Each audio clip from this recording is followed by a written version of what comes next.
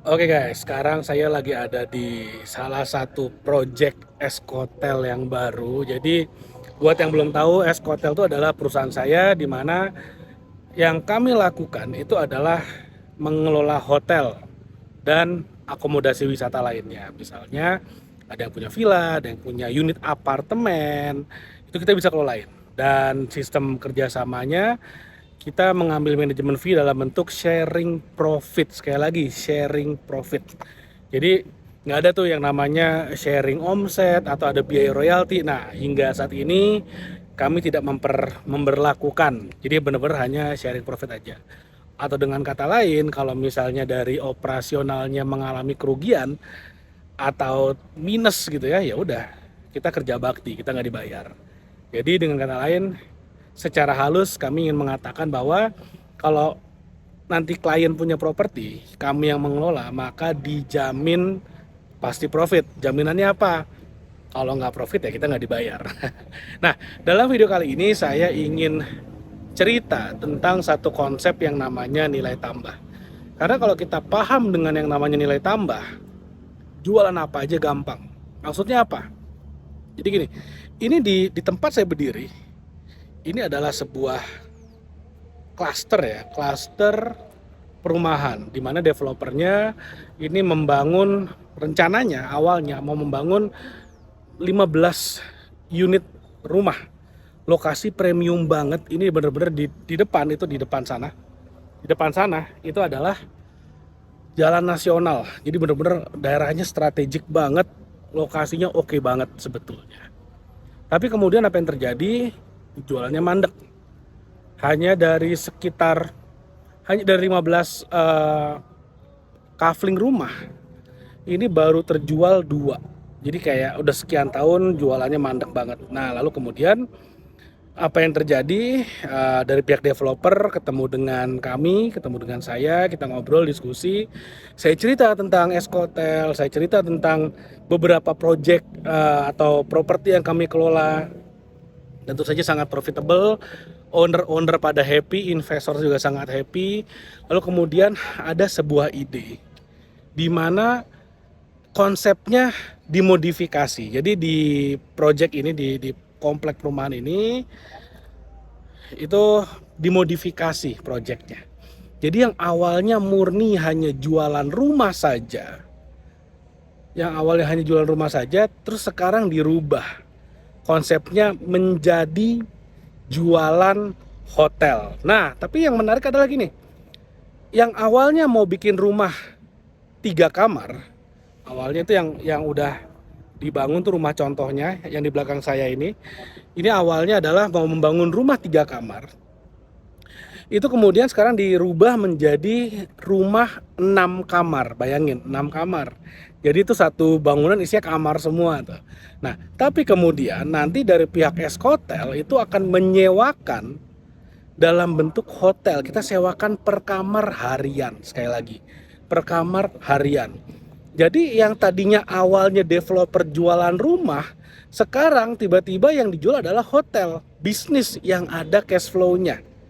Siapa yang mengelola? Eskotel, yang akan mengelola, yang akan mengoperate secara harian. Jadi kita nggak cuma datengin tamu ya, tapi juga sampai ngerekrut karyawan, ngerekrut manajer, bahkan sampai ngebersihin kamarnya, housekeepingnya, sampai servis kamarnya, servis AC segala macam itu kami tuh yang melakukan semuanya. Sehingga owner tinggal tahu beres, tinggal tahu jadi. Setiap awal bulan kita akan transfer bagi hasilnya. Sesimpel itu, dan kami hanya mengambil 30% dari net profit. Asik apa asik banget. Nah, yang menariknya setelah dirubah konsepnya dari yang awalnya cuma jualan rumah kafling gitu ya, rumah 3 kamar, sekarang dijualnya yang dijual itu adalah bisnis karena ada cash flow-nya. Bener-bener jualan passive income. Nah, passive income-nya pun 2 yang dijual. Yang pertama adalah passive income dari propertinya, ada kenaikan harga atau capital gain, dan juga menjual cash flow dari operasional penginapannya. Nah, tiba-tiba karena dijualnya bisnis, dari awalnya cuma jual rumah jadi jual bisnis, jualannya jadi gampang banget, jadi cepet banget lakunya. Jadi yang awalnya jualan cuman dalam beberapa tahun cuman jual 2 unit, sekarang sudah hampir sold out hanya dalam waktu kurang dari 2 bulan.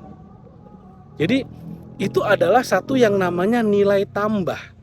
Kalau misalnya kamu sebagai seorang developer, jualan rumah, nggak laku-laku, dirubah konsepnya. Yang dijual adalah bisnis. Maksudnya apa? Rumah tapi ada yang mengelola sehingga ada cash flow-nya. Pertanyaan dari customer nantinya akan berubah. Yang sebelumnya lokasinya di mana, dekat dengan apa, sekarang berubah pertanyaannya. Saya per bulan dapat bersih berapa? Nah, jauh lebih enak jualan bisnis daripada jualan rumah begitu saja. Kenapa? Karena kalau kita jualan bisnis, tiba-tiba marketnya jadi besar. Misalnya gini, misalnya ini saya ada di properti di daerah Bogor. Ketika yang saya jual adalah rumah, atau rumah yang orang mau tempatin, maka mungkin yang saya bisa target pasarkan itu adalah orang-orang yang memang mau tinggal ke daerah sini. Tapi ketika kemudian yang saya jual adalah bisnis, tiba-tiba orang Jakarta, orang Bandung, orang Medan, orang Surabaya, orang Bali, orang Makassar, bahkan orang Papua sekalipun yang ingin berinvestasi, yang punya duit, itu jadi target market. Jauh lebih gampang jualnya, jauh lebih besar marketnya, dan kemungkinan untuk laku terjual juga semakin besar selama memang yang nantinya mengelola itu sudah punya track record yang bagus. Nah, kalau misalnya tim kami saat ini kita sudah mengelola 40 properti dengan occupancy rate yang paling jelek itu adalah di angka 80%. Artinya secara track record juga kami sudah sangat bisa dipertanggungjawabkan. Dari jumlah pengalaman, portfolio juga sudah sangat menarik sehingga jauh lebih gampang. Jadi ketika para developer ini kemudian bekerja sama dengan kami, dari yang awalnya cuma jual properti hunian tempat tinggal menjadi bisa jualan bisnis. Nah, sekarang ini udah pada dibangun nih, karena udah hampir sold out nih. Wah, ini seru banget sekarang. Nah, inilah yang namanya nilai tambah. Jadi kalau kamu bisnis, kamu jualan, ingat harus selalu punya nilai tambah. Kalau kita nggak punya nilai tambah, maka yang kita jual adalah apa? Komoditas. Komoditas persaingannya di mana? Persaingan harga, adu murah-murahan. Kalau perlu jual rugi, nggak apa-apa, yang penting barang habis. Sedangkan kalau kita punya nilai tambah, wah itu harganya kita nggak bisa ngomong harga lagi, karena harga kita yang nentuin. Contoh, sebelum, nah ini saya kasih bocoran, sebelum kerjasama dengan Escotel, ini developer ngejual 1,4 miliar, susahnya setengah mati. Nggak laku-laku, 1,4 miliar. Tapi setelah kerjasama dengan Escotel, 1,8 miliar gampang banget jualnya. Ini contoh, bagaimana dengan memberikan nilai tambah, kita bisa jual di harga yang jauh lebih tinggi dan jauh lebih laku. Itulah kekuatan dari nilai tambah.